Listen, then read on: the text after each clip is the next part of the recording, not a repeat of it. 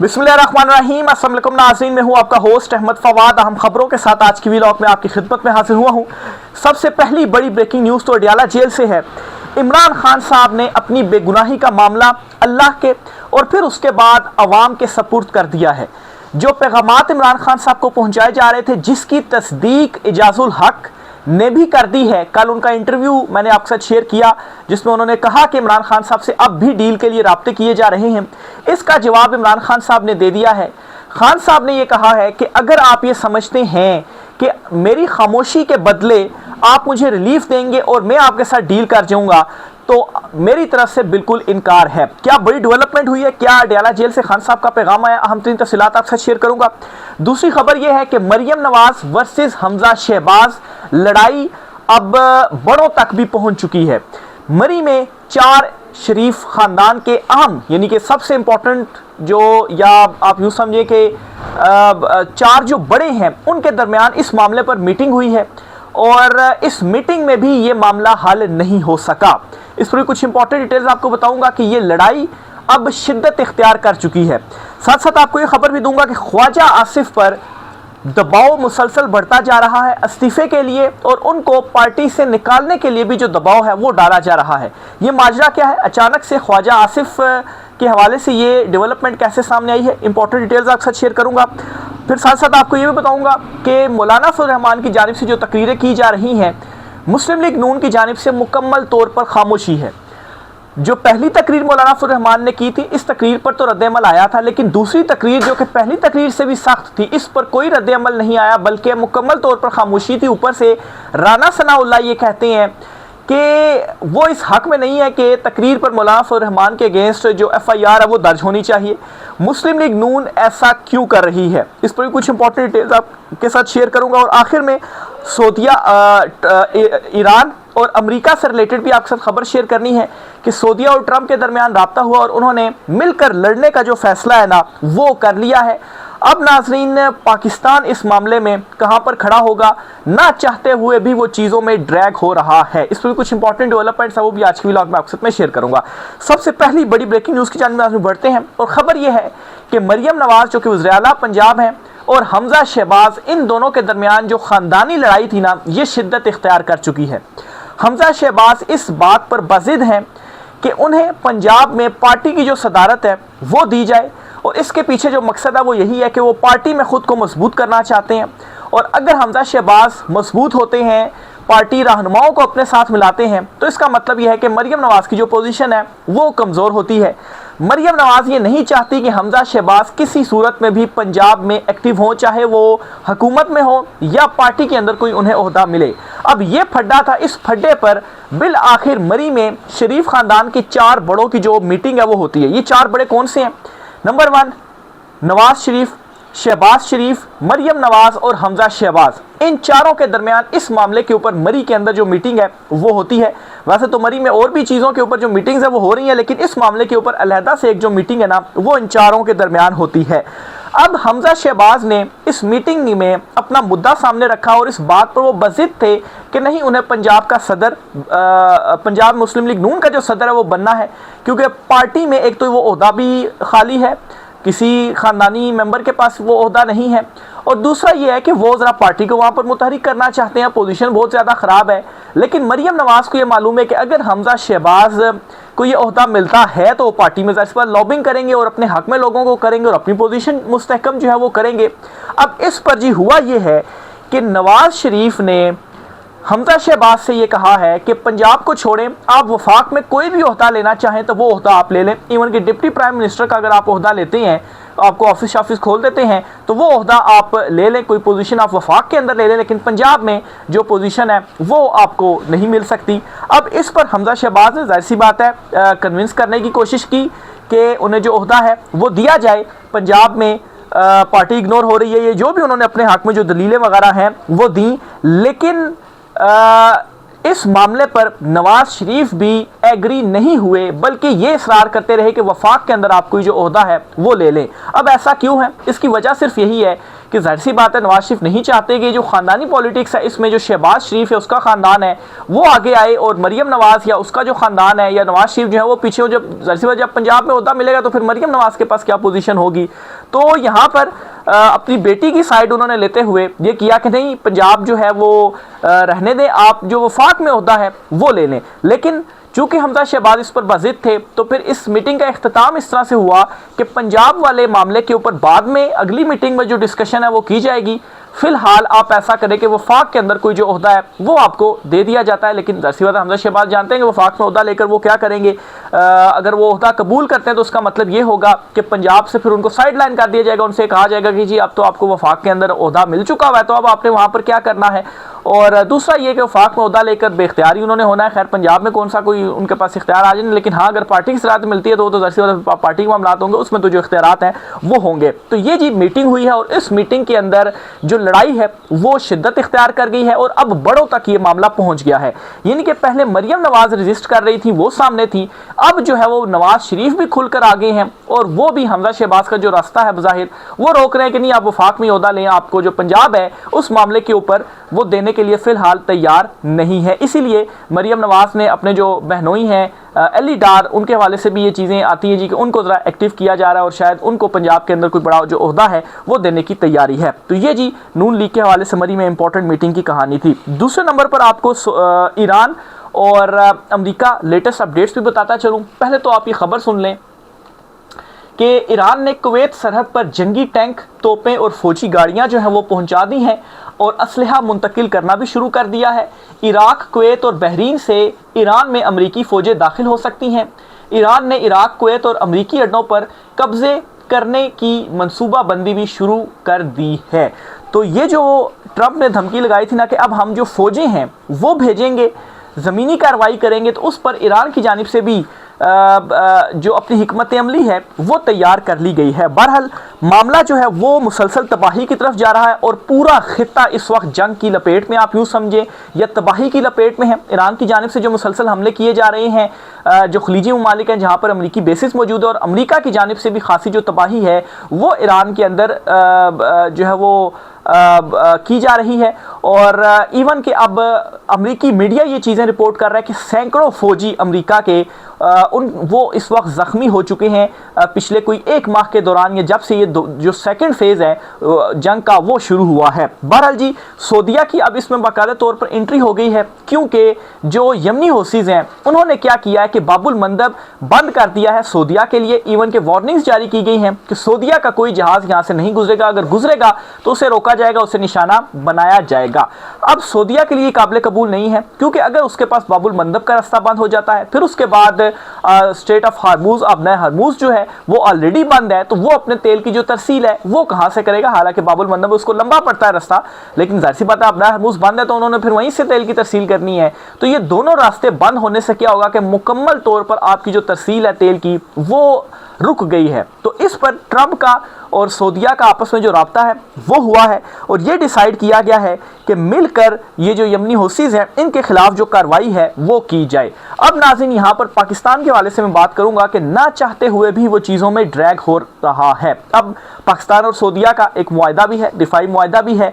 पाकिस्तान ने ईरान को भी ये मैसेज दिया हुआ है कि हमारा मुआहदा है तो आप सऊदीया के ऊपर हमला ना कीजिएगा। अगर किया गया हमला तो फिर जाहिर सी बात है पाकिस्तान जो है वो दोनों में से सऊदीया और ईरान अगर आमने सामने होंगे तो एक साइड पर उन्होंने खड़ा होना है तो वो सऊदीया की साइड पर ही खड़े होंगे। लेकिन अब ईरान तो नहीं, लेकिन जो यमन वाला मामला है ये खुल चुका हुआ है। सऊदीया और यमन आमने सामने आ चुके हैं और ट्रंप भी इस मामले में सऊदीया के साथ आकर खड़ा हो गया है, मिलकर जो है वो इसको लड़ने का फैसला कर लिया है। और अब नाज़रीन अगर अटैक्स होते हैं वहाँ से यमन से सऊदीया पर और सऊदीया से यमन पर, तो फिर जाहिर सी बात है पाकिस्तान ना चाहते हुए भी इस मामले में ड्रैग हो जाएगा। और यूं नेतन्याहू की जो एक साजिश थी कि ये जो पूरा खित्ता है ये आपस में लड़े, पहले फेज़ में तो ये साजिश कामयाब नहीं हो सकी, लेकिन दूसरे फेज़ में हम ये देख रहे हैं कि पूरा खित्ता इस वक्त जल रहा है। जो खलीजी ममालिक हैं वहाँ से ईरान पर अटैक्स किए जा रहे हैं। अमेरिका जो है वो खुलकर इस जंग में सामने आ चुका हुआ है। इवन के अमरीकी जो पब्लिक है वो अब ये सवाल पूछ रही है, हमारे फौजी जो है वो मर रहे हैं, वो ज़ख्मी हो रहे हैं, तो क्यों, आखिर क्या फ़ायदा है कि आप इस जंग को जो है वो लड़ रहे हैं। लेकिन ज़ाहिर सी बात है नेतन्याहू की ईमा के ऊपर ये लड़ी जा रही है, और ज़ाहिर सी बात है जब ये खिता आपस में ही लड़ेगा और कमज़ोर होगा तो फ़ायदा किसको होगा। जो ग्रेटर वाले अज़ाइम हैं वो फिर मुकम्मल करने में जो आसानी है वो होगी। तो ये जी इस वक्त सूरत हाल है। ईरान की जानिब से जो स्टेप्स उठाए जा रहे हैं, एक क्लियर पैगाम तो है कि अगर हम मरेंगे तो हम यूं ही नहीं मरेंगे, आप सबको मार के हम मरेंगे, या आप हम तो डूबे हैं सनम, आपको भी लेट डूबेंगे। और जाहिर सी बात है ईरान ये कह चुका हुआ है कि आप सहूलतकारी अमेरिका की ना करें, आप उनको वहाँ पर बेसिस ना दें, अपनी सरजमीन इस्तेमाल ना होने दें, तो हम आपके ऊपर जो हमले हैं वो नहीं करेंगे। जंग के पहले फेज़ में जो यूएई है, यूएई को निशाना बनाए रखा ईरान ने, क्योंकि यूएई की जानिब से जो ज़्यादा एक्सट्रीम पोजीशन थी वो ली गई थी ईरान के अगेंस्ट, लेकिन फिर यूएई को समझ आया तो वो भी फिर पीछे हुआ। फिर उसके बाद ना कतर पर हमले हुए, ना सऊदीया पर हुए, और ना ही यूएई पर हुए। लेकिन इस फेज़ में क्या हो रहा है कि बहरीन, कुवैत और जो हैं इन दोनों ममालिक की जानिब से ज़्यादा शिद्दत आ गई है हमलों में। पहले फेज़ से भी ज़्यादा जो हमले हैं ना वो किए जा रहे हैं। इसी वजह से ईरान की जानिब से भी जो अटैक्स हैं वो किए जा रहे हैं, और ज़ाहिर सी बात है हमले फिर करने ही हैं ईरान ने। तो ये जी ओवरऑल इस वक्त इस जो खित्ते की सूरत हाल है, लेटेस्ट जो अपडेट्स हैं अभी तक जो सामने आई हैं उनके मुताबिक जो डिटेल्स मैंने आपके में रखनी है। आगे चलते हुए जी आपको खबर देता चलूँ इमरान खान साहब के हवाले से। माफ़ कीजिएगा, इमरान खान साहब पिछले कुछ दिनों से मुसलसल ये खबरें भी सामने आ रही थी, और कल इजाज़ुल हक जो कि एस्टेब्लिशमेंट के बड़े करीबी समझे जाते हैं, साबिक आर्मी चीफ के साहबजादे भी हैं, हुकूमती इत्तेहादी भी हैं, इनकी जानिब से एक इंटरव्यू दिया गया और इस बात की तस्दीक की गई कि बिल्कुल अभी भी इमरान खान साहब से रब्ते किए जा रहे हैं और डील के लिए उनको मनाया जा रहा है। यहाँ तक भी कहा जा रहा है, देखें ना, पहले भी जरदारीज़, भुट्टोज़, शरीफ, इन्होंने भी तो डील्स की, आप भी डील कर लें। और वो ये कहते हैं जी कि डील करके इमरान खान साहब सब उनके लिए अच्छा हो जाएगा। बहरहाल अब आप जवाब सुनिए कि इमरान खान साहब का जवाब क्या है। ये यासिर हुसैन है जी, इनकी जानिब से ये ट्वीट किया गया। ये सीनियर सहाफ़ी हैं और केपी में असल में ये ब्यूरो चीफ हैं। बहरहाल ये कहते हैं कि चेयरमैन तहरीक इंसाफ इमरान खान ने अपनी बेगुनाही साबित करने का मामला अल्लाह के बाद अवाम पर छोड़ दिया है। अहम ज़राए के मुताबिक इमरान खान से होने वाली अहम तरीन मुलाकात में खामोश रहने के इवज़ किसी किस्म का रिलीफ लेने से इनकार कर दिया है। इमरान खान साहब से ये कहा जा रहा है आप खामोश रहें, आपको किसी भी किस्म का रिलीफ मिल जाएगा, आपकी सज़ाएं ख़त्म हो जाएंगी, आप बनी गाला मुंतकिल हो जाएंगे, सियासी कारकुनों की रिहाई हो जाएगी, सब कुछ ठीक हो जाएगा, आप जो है वो खामोश रहें। लेकिन इमरान खान साहब ने इनकार कर दिया है।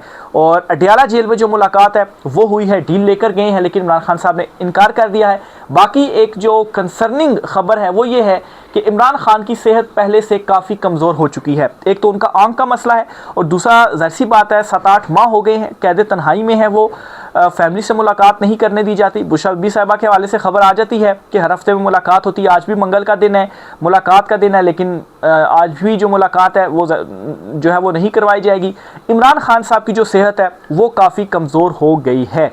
मौलाना फजल रहमान के हवाले से आपको खबर देता चलूँ जी कि मौलाना फजल रहमान जो तकरीरें कर रहे हैं, जो सेकंड तकरीर उन्होंने की वो तकरीर पहली तकरीर से भी सख्त थी। पहली तकरीर पर तो बड़ी प्रेस कॉन्फ्रेंसें हुई, नून लीग ने भी रद्द अमल दिया, लेकिन दूसरी प्रेस कॉन्फ्रेंस जो तकरीर थी मौलाना फजल रहमान की, उस पर कोई रद्द अमल नहीं आया और मुकम्मल तौर पर खामोशी थी मुस्लिम लीग नून की जानिब से। अब नाजरीन, कल के व्लॉग में भी मैंने आपके साथ ये चीज़ शेयर की थी कि मुस्लिम लीग नून अगर खामोश रहती है तो इसका मतलब ये है कि वो अंदर से खुश हैं। खुश कैसे हैं कि भाई हम तो नहीं बोल सकते, हम तो मजबूर हैं, लेकिन हम खुश हैं कि मौलाना फजल रहमान हमारी दिल की जो बातें हैं वो कर रहा है, तो इसीलिए तो नहीं बोल रहे। ना कोई मजम्मत की जा रही है, ना और कुछ किया जा रहा है, ना कोई प्रेस कॉन्फ्रेंस की जा रही है, उल्टा हिमायत कर दी गई है। कैप्टन सफदर ने कुछ गुफ्तगू की है और उस गुफ्तगू के बाद उस गुफ्तगू में हिमायत थी मौलाना फजल रहमान के लिए। मतलब है कि मजम्मत की बजाय या मौलाना फजल रहमान जो हैं उनकी वो जो तकरीरें कर रहे हैं, इस पर रद्द अमल देने की बजाय हिमायत कर रहे हैं। और राना सनाउल्लाह ये कह रहे हैं जी कि वो इस हक में नहीं है कि FIR होनी चाहिए मौलाना फजल रहमान पर। अब इससे कम सख्त बातें इमरान खान साहब ने की थी, लेकिन उन पर तो उनको तो जेल में डाल दिया गया। नौरीन नियाज़ी साहिबा जो हैं उनको नोटिस तलबी के जारी कर दिए गए हैं, उनको बुलाया जा रहा है। लेकिन मौलाना फजल रहमान हम नहीं समझते कि कोई जो FIR है वो होनी चाहिए। क्यों नहीं होनी चाहिए? क्योंकि ये भी अंदर से खुश हैं और ये भी यही चाहते हैं। क्यों ये चाहते हैं जी ये इसलिए ये चाहते हैं कि जो कौमी हुकूमत की बातें चल रही हैं, ज़ाहिर सी बात है हम फारिग करें, कौमी हुकूमत लाई जाएगी तो मौलाना फजल रहमान मजम्मत करें, हम खुशी हैं, ठीक है, हमारा काम वो कर रहे हैं। तो नून लीग आप समझें कि वो भी इस मामले में एक तरह से जो है वो साथ दे रही है। बहरहाल मौलाना फजल रहमान से एक मरतबा फिर से वो सवाल उनके सामने आ जाता है कि भी जो मखसूस नशिस्तें हैं, आप इतने इनकलाबी बन रहे हैं, पार्लियामेंट को जाली करार दे रहे हैं, एस्टेब्लिशमेंट की लोंडी करार दे रहे हैं, तो पीटीआई की मखसूस नशिस्तें आपने क्यों रखी हुई हैं? आप दे दें, वापस कर दें पीटीआई की मखसूस नशिस्तें। आप कहें जी कि हमारा हक नहीं है। आप बड़ा ख़ुद को असूली करार दे रहे हैं कि हमें ये कहा गया कि आप केपी में हुकूमत बनाएं, लेकिन हमने ये कहा कि पीटीआई को तोड़कर उनकी ज़्यादा नशिस्तें आप हमें लोटों के साथ हुकूमत बना के देंगे, तो हम तो बड़े असूली हैं, हम नहीं केपी में हुकूमत बनाएंगे। लेकिन ये असूल तब आपके कहाँ गए कि जब आप जो है वो पीटीआई की मखसूस नशिस्तें जो पीटीआई का हक था वो आप ले लेते हैं। इस पर GOI ये मौक़िफ़ पेश करती है, अगर हम वो ना लेते तो नून लीग पीपल्स पार्टी आपस में बांट लेती। तो भाई यहाँ पर तो आप कह रहे हैं कि केपी में हमने हुकूमत नहीं ली, तो ये भी आपको छोड़नी चाहिए। तो जो मर्जी तो जिहाद आप पेश करते रहें, अवाम आप जो मर्जी कहते रहें, जितने मर्जी सख्त अल्फाज आप इस्तेमाल कर लें, अवाम को मालूम है आप एक्सपोज हो चुके हुए हैं, कोई इनकलाबी नहीं है, असल में पीछे से कोई थपकी है मैं समझता हूँ, और जो है वो हिस्सा आप यूँ समझें कि मांगा जा रहा है, या कोई और जो प्रोपेगेंडा है या बयानिया है वो बनाया जा रहा है। बाकी इसका अगर आप ये समझें कोई ताल्लुक इस चीज़ से, कोई इनकलाबी बन लेंगे, अवाम के लिए कोई इनकलाबी कदम उठाएंगे, तो इस चीज़ को आप भूल जाएँ। आखिर में जी आपको बताता चलूँ कि बिलावल जरदारी जो हैं उन्होंने इन दिनों ख्वाजा आसिफ को बड़ा आड़े हाथों लिया हुआ है। मुसलसल इस्तीफ़े का दबाव डाला जा रहा है, इवन कि उन्हें पार्टी से निकालने का भी जो दबाव है वो डाला जा रहा है। और इसकी रीज़न ये है कि जो उन्होंने आज़ाद कश्मीर के लोगों के हवाले से एक स्टेटमेंट दी थी। अब ऐसा बिलावल जरदारी क्यों कर रहे हैं? ऐसा बिलावल जरदारी इसलिए कर रहे हैं क्योंकि कश्मीर इलेक्शन है और वो कश्मीर में कंपेन कर रहे हैं, और उनके इन अल्फाज को वो अपने हक में इस्तेमाल कर रहे हैं कि देखिए जी मैं तो आपके साथ खड़ा हुआ हूँ, आपने मुझे वोट देना है, मैं तो ख्वाजा आसिफ से इस्तीफ़ा भी मांग रहा हूँ और ये भी कह रहा हूँ कि उन्हें पार्टी से भी निकाल देना चाहिए। बहरहाल अच्छा, इसके अलावा आप एक और भी ज़रा देखिए कि वो ये भी बात कर रहे हैं कि ये जो अवामी एक्शन कमेटी है इसे कालादम क्यों करार दिया गया है। वो इस तरह से भी उनके साथ ज़रा यकजहती कर रहे हैं कि नहीं आपको ये क्यों हो गया और ये कैसे हो गया। लेकिन आप देखें ना कि ये क्या आवाम को बेवकूफ़ समझते हैं? आज़ाद कश्मीर में इस वक्त किसकी हुकूमत है? इस वक्त पीपल्स पार्टी का जो राठौर है वो वज़ीर आज़म है, और ये जो पाबंदी थी इसका नोटिफिकेशन है, वो सिग्नेचर वगैरह वो कहाँ से, वहीं से तो चीज़ें हुई हैं। तो मतलब इतने मासूम आप क्यों बन जाते हैं जैसे आपको कुछ मालूम ही नहीं है। और अगर आप ये समझते हैं कि आज़ाद कश्मीर की आवाम को आप पागल बना लेंगे, बेवकूफ़ बना लेंगे, उनको ये चीज़ें मालूम नहीं है, तो ऐसा नहीं होने वाला। तकरीबन 1.5 माह हो गया है आज़ाद कश्मीर के लोग एहतजाज कर रहे हैं। 22 तारीख, आज 21 तारीख हो गई या मंगल का दिन, आज तक की डेडलाइन थी। कल वो लॉन्ग मार्च लेकर आ रहे हैं और उनका लॉन्ग मार्च आता है ना, तो फिर ये जो आज़ाद कश्मीर के 27 जुलाई को जो इंतखाबात होने जा रहे हैं ना, ये आप यूँ समझें कि ये मुझे तो मुश्किल लगता है कि ये इंतखाबात हो जाएंगे। आखिर में जी एक और ख़बर भी आपको देता चलूँ कि ये फ़ैसला किया गया है कि आज़ाद कश्मीर में जिन जिन हलकों में नून लीग कमज़ोर है उन हलकों में नवाज शरीफ जाकर तो जो कंपेन है वो तकरीर वो करेंगे और तकरीर करेंगे ताकि वहाँ पर आवाम को जो है वो नून लीग के हक़ में किया जा सके। बहरहाल हक़ में तो नहीं होंगे, नवाज शरीफ जाएंगे तो उल्टा जो उन्होंने 2-4 वोट लेने भी थे ना, वो भी मुखालिफ जो है वो उसकी भी मुखालफत हो जाएगी। पीटीआई ने वैसे ही बाइकआउट किया हुआ है, तो इलेक्शन होते हुए मुझे तो फ़िलहाल नज़र नहीं आ रहे। बहरहाल देखें, बस ऐसी फॉर्म 47 जारी करके तो मर्ज़ी की हुकूमत बना ना ली जाए, लेकिन बात यह है कि क्या कश्मीर के जो लोग हैं वो इससे एक्सेप्ट करेंगे। राय का साथ कीजिएगा। आज के व्लॉग से इतना ही, इजाज़त दीजिए, अल्लाह हाफ़िज़।